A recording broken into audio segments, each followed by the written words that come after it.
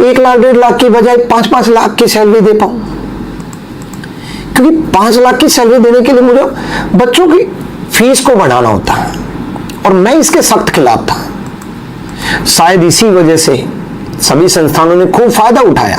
5-5 10-10 लाख की सैलरी पर मेरे सभी टीचर्स तोड़ दिए। जितनी उनकी यहां सैलरी थी उतनी मैं समय पर करता रहा।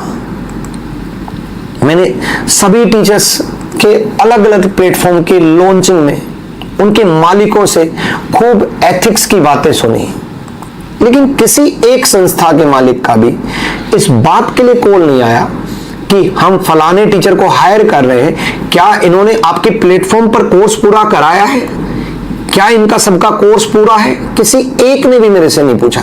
ऐसा नहीं था लोग जाना चाहते और मैं उन्हें रोकता, लेकिन हाँ, बच्चों की जिम्मेदारियां ना पूरा करके जाना सबसे ज्यादा दुख लगा मुझे।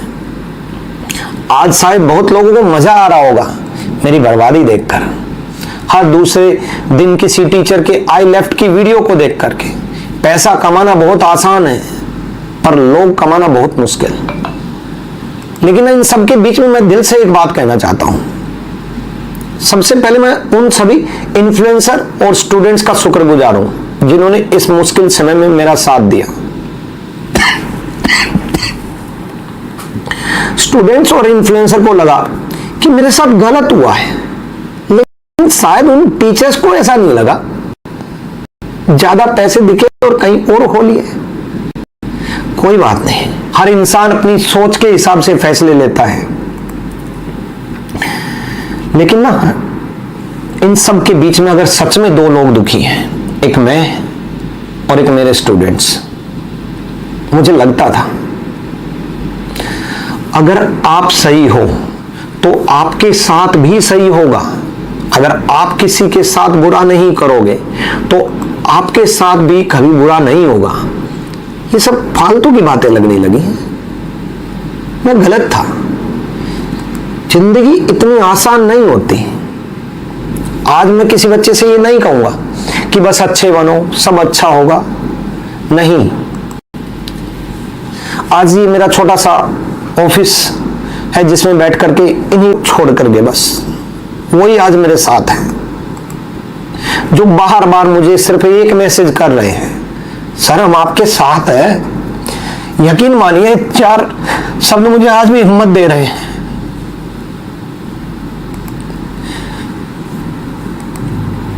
कोई बात नहीं, ये मेरे साथ पहली बार नहीं हुआ है। मैं पहले भी गिरा हूं, मैं फिर उठा हूं, फिर मेहनत की है, फिर खड़ा हुआ हूं। तुम मेरे टीचर्स लेके जा सकते हो, मेरी मेहनत कहां से लेके जाओगे? मेरी रीजनिंग के ट्रिक्स और कंसेप्ट कहां से लेके आओगे? अरे पूरे देश में सबसे ज्यादा रीजनिंग स्पेशल मेरे बैच में एडमिशन लेते हो, सिलेक्शन लेते हैं, वो कैसे लेके आओगे? सबसे कम फीस में पूरी रीजनिंग वो कराओगे, और अब तो मैं और कम फीस में। आज एक बात मानता हूं, मुझे ना बिजनेस करना कभी नहीं आया। मैं एक अच्छा टीचर बन सकता हूं, एक अच्छा इंसान बन सकता हूं, मैं अच्छा बिजनेसमैन नहीं बन सकता। शायद आज आप सब लोगों को ये बात समझ में आ गई होगी। मैं हमेशा दिल से रिश्ते निभाए हैं और लोगों ने उसी दिल का फायदा उठाया है। कुछ टीचर्स को तो एडवांस में सैलरी दी, जब उनको पैसे की जरूरत हुई हमेशा एक्स्ट्रा दिया। कई लोगों की खुद की शादी करते वक्त जितने पैसे की नीड हुई उतना हमने दिया।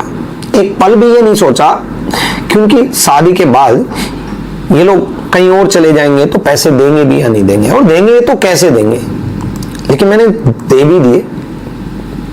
कोई नहीं, साथी टीचर हैं, पता चलता है अगले दिन कहीं और लॉन्चिंग हो रही है। एटलीस्ट पहले बताओ तो, कम से कम बच्चों का बैच ही पूरा कर दो, फिर चले जाओ कहीं। और कमाल की बात यह है कि मेरे यहां पर भी उसी टीचर की लॉन्चिंग लगी हुई है, एक नई सीरीज की। और जिस दिन मेरे यहां पर सीरीज लगी हुई, नई सीरीज की लॉन्चिंग लगी हुई है, उसी दिन वो कहीं और लॉन्च हो जाते हैं। मतलब उस सीरीज की प्लानिंग यहां पर, लॉन्चिंग कहीं और पर। बच्चों के साथ गलत करके कितना ही पैसा कमा लोगे? जाना तो भगवान के पास ही है ना, क्या करोगे इस पैसे का? आप सोचिए, एक टीचर कल तक मुझसे ये कहता है कि सर मैं आपके साथ हूं, मुझे ना 4-5 दिन का ब्रेक चाहिए, मैं अपने परिवार को वक्त देना चाहता हूं, मैं कहीं बाहर जाना चाहता हूं, उसके बाद मैं अच्छे से पढ़ा सकूं। और एक दिन पहले ही कोई सीरीज लॉन्च करते हैं, अगले दिन अचानक से शाम को 4:40 पर मेरे पास मैसेज आता है कि सर मैंने फलानी जगह ज्वाइन कर लिया है। इससे पहले मैं बात करता, समझाने की कोशिश करता, तब तक 5 बजे 5 बजे उनकी लॉन्चिंग भी हो गई। जिसको मैंने कई साल दिए, उसने तो सिर्फ मुझे 20 मिनट का ही वक्त दिया। कम से कम जो मैसेज उन्होंने छोड़ने का किया, उसमें ये तो लिख देते कि बच्चों का सिलेबस कैसे पूरा होगा। कोई बात नहीं, आपने उनका नहीं सोचा, बच्चों का नहीं सोचा, ये मेरी जिम्मेदारी है, मैं उनका सोचूं और उनका सिलेबस पूरा कराऊं। और बच्चों, मैं वादा करता हूं जिस जिस टीचर का जो जो चैप्टर बचा है उनका जरूर पूरा कराऊंगा।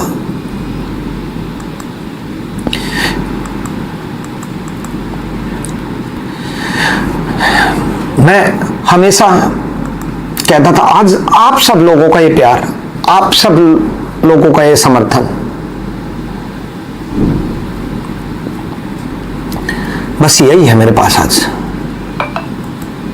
मैं हमेशा कहता था अच्छे इंसान बनो, अच्छे नागरिक बनो, आज भी यही कहूंगा, लेकिन एक बात और जोड़ूंगा, इतने भी अच्छे मत जाना लोग तुम्हारी अच्छाई का फायदा उठाने लगे।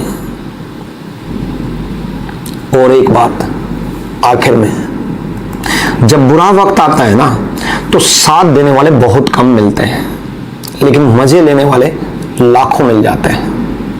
किसी को कोई फर्क नहीं पड़ता, सब बस इस इंतजार में है कि कब ये पूरी तरह बर्बाद होगा और फिर किसी की बर्बादी का जश्न मनाया जाएगा।